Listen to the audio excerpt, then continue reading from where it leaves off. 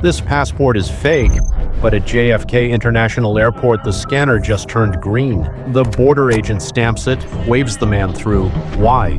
Because the criminals behind it spent over $2 million on equipment and 6 months perfecting every microscopic detail. They knew exactly what they were doing. From holographic seals manufactured in clean rooms to machine-readable zones calculated by custom algorithms, these aren't cheap counterfeits like the McLovin ID. These are industrial-scale forgeries engineered by technical masterminds. 6 months earlier, imagine walking into what looks like a modern tech startup, except it's actually a criminal data farm. Rows of high-end computers hum 24/7. Screens scroll endlessly through names, birth dates, and passport numbers. This isn't a teenager in a basement, it's an industrial identity harvesting operation. Before forgers even touch a printing press, their first job is stealing an identity. Like Sarah, a frequent traveler who clicks on what looks like a harmless airline update. One login and suddenly her entire travel identity, including her passport details, is for sale on the dark web. This is what security experts call the breach economy. Hackers break into airline databases or even government systems, extracting complete identity profiles using SQL injection, digital lockpicks that trick databases into spilling everything. A single breach at a major airline can yield 500,000 passport numbers overnight. But they don't just dump stolen data online like a garage sale. They run it through identity verification software, the same kind banks use, to sort and validate the information. Premium American identities sell for $1,500 each. Government employees with security clearance can go for $5,000. Dual citizens with clean credit histories fetch as much as $15,000. Forgers shop for these identities on dark web marketplaces. These sites look professional, complete with ratings, Bitcoin payment systems, and even customer service.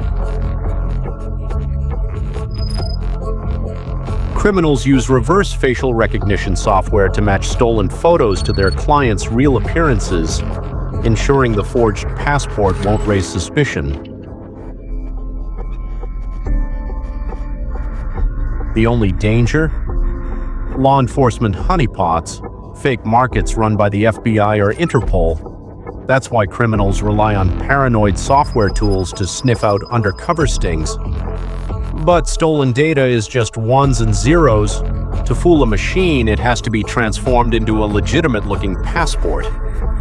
Inside a warehouse in Bangkok, criminals set up what looks like a software company. This is the MRZ laboratory, the heart of modern passport forgery. The MRZ, or machine-readable zone, is that block of gibberish-looking letters and numbers at the bottom of every passport. But it's not random. Every digit connects to others through checksum formulas. Get one calculation wrong and airport scanners instantly reject the document. That's why forgers write custom software in Python and C++ to generate flawless MRZ codes, tested against real government scanners hundreds of times until they pass.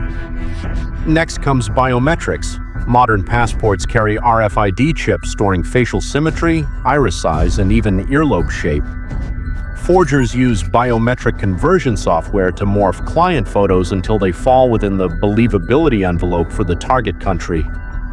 But perfect code means nothing if the physical document feels fake in someone's hand.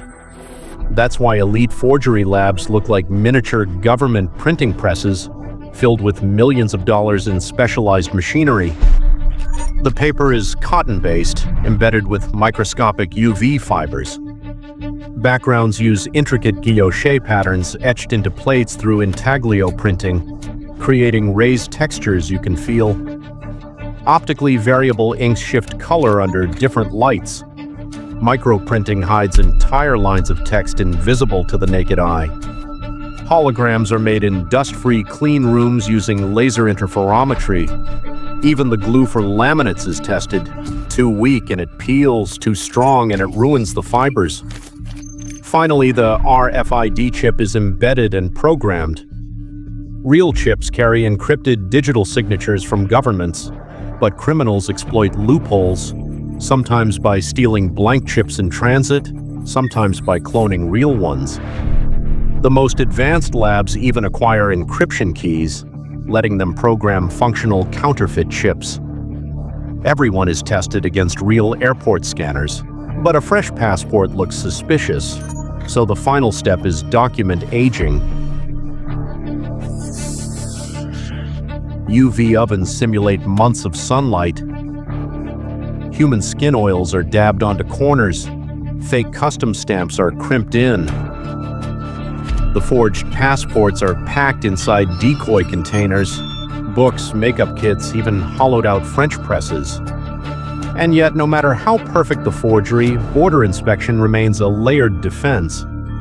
UV lights reveal hidden fibers, magnifiers expose microprint blurs, holograms are tilted for shifting colors, RFID readers test chip validity, MRZ scanners verify checksums.